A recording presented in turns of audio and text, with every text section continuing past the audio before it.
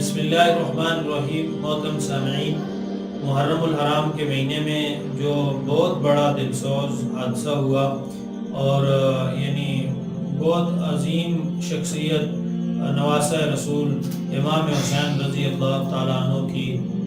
مظلومانہ شہادت ہوئی۔ واقعہ تو بہت تفصیل کے ساتھ ہے، لیکن چند ایک باتیں آپ کے گوشت گزار کر دیتا ہوں جو انتہائی ضروری ہیں اور جو اس واقعے سے ہمیں سبق ملتا ہے۔ امام حسین رضی اللہ تعالیٰ عنہ جب میدان کربلا میں پہنچے تو جب دشمن کی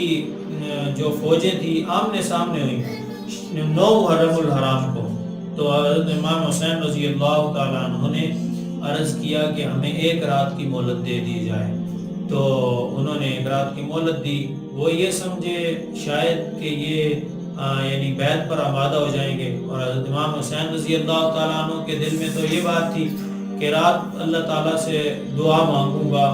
اور شہادت سے پہلے شہادت کی تیاری کر لوں گا۔ چنانچہ جب انہوں نے اجازت مل گئی تو حضرت امام حسین رضی اللہ تعالیٰ عنہ نے ساری رات مصلی رسول پر گزاری، یعنی ساری رات آپ عبادت میں مشغول رہے، اور رات کو پھر چراغ بجھا کر اپنے قافلے والوں کی طرف متوجہ ہو کے فرمایا کہ مجھے یوں لگتا ہے کہ یہ لوگ میرے خون کے پیاسے ہیں، اس لیے آپ میں سے جو شخص لوٹ جانا چاہتا ہے، واپس جانا چاہتا ہے تو لوٹ جائے، میری طرف سے اس کو اجازت ہے۔ لیکن حضرت امام حسین رضی اللہ تعالیٰ عنہ کے ساتھ جانے والے ساتھی جو 72 کی تعداد میں تھے، ان سب نے لبیک کہی آپ کی آواز پر، اور وہ جان نثار تھے، یعنی آپ پر جو جانیں قربان کرنے والے لوگ تھے، وفادار تھے، اور بے وفائی انہوں نے نہیں کی۔ انہوں نے فرمایا کہ ہم آخری دم تک لڑیں گے آپ کی حفاظت کے لیے، اور آپ کی جان کو جو بھی خطرہ ہوگا اس کے لیے ہم ہر طرح سے تیار ہیں۔ تو جب صبح کو صفیں لگ گئی، انہوں نے دشمنوں نے تیر برسائے یزیدیوں نے، تو ظاہر بات ہے کہ وہاں ہزاروں کے لشکر اور مقابلے میں 70 یا 72 کی تعداد، کیا مقابلہ ہونا تھا۔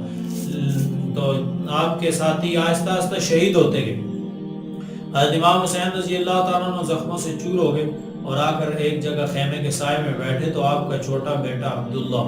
وہ اس نے خیمے سے باہر نکلا، حسین رضی اللہ تعالیٰ عنہ نے اس کو اپنے ہاتھوں میں اٹھا لیا، تو اس کو پیار کیا۔ اتنے میں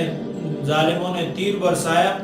جو آپ کی بیٹے کی گردن سے نکلا، اور آپ کی بیٹے کی گردن ڈھل گئی، اور یوں خون آپ نے امام حسین رضی اللہ تعالیٰ نے بیٹے کا خون یوں ہاتھوں میں لیا اور آسمان کی طرف دیکھا اور عرض کی، فرمایا یا اللہ اگر آپ اس حال میں راضی ہیں تو میں بھی راضی ہوں۔ تو اس طرح پھر جب ظہر کی نماز کا وقت آیا تو امام حسین رضی اللہ تعالیٰ نے فرمایا ان سے کہ ان کو کہو جنگ روک دیں تاکہ ہم نماز ادا کر لیں۔ ان ظالموں نے نماز کے لیے بھی جنگ روکنے پر وہ لوگ آمادہ نہ ہوئے، تو آپ نے پھر فرمایا کہ 2 اپنے لشکر کی 2 جماعتیں بنائیں، فرمایا ایک دشمنوں سے لڑتے رہیں اور ایک جا کر نماز پڑھیں۔ تو اس زخموں سے چور زخمی حالت میں بھی آپ نے میدان کربلا کے اندر نماز نہیں چھوڑی، جو اللہ کے حضور سجدہ تھا۔ اگر عصر سے پہلے یہ سارے شہید ہو چکے تھے، پورے آپ کے ساتھی امام حسین رضی اللہ تعالیٰ نے بھی شہید ہو چکے تھے۔ اگر نماز نہ بھی پڑھتے تو میدان کربلا کے اندر اس حالت میں تو کوئی اتنی بڑی بات نہ تھی، لیکن آپ نے امت کو پیغام دیا ہے کہ نماز اس حالت میں بھی جب ہم نہیں چھوڑی ہم نے، تو امت کو کسی حال میں نماز معاف نہیں۔ اس لیے امت کے لیے چاہیے، یا جو بھی پوری امت کے سارے مسلمان ہی حسینی ہیں، سب حسین کو مانتے ہیں، ان سے محبت کرتے ہیں، ان کو چاہیے کہ آپ کے نقش قدم پر چلیں۔ اللہ تبارک و تعالیٰ سے دعا ہے اللہ پاک ہم سب کو